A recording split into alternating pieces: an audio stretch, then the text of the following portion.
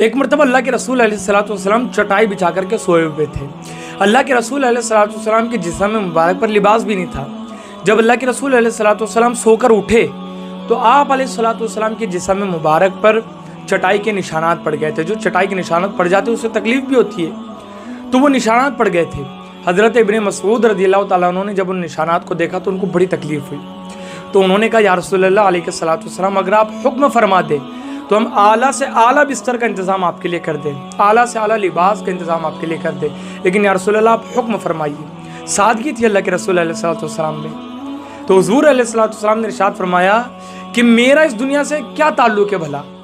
इस दुनिया में मैं ऐसे रहता हूँ जैसे राह चलता मुसाफिर, कि वो जब चलता है अपनी मंजिल की तरफ निकलता है, धूप पड़ती है तो एक दरख्त के नीचे वो आराम के लिए रुक जाता है, थोड़ी सी देर आराम के लिए वो बिस्तर भी नहीं खोलता, और फिर धूप ख़त्म होती है तो अपनी मंजिल की तरफ चलना शुरू कर देता है।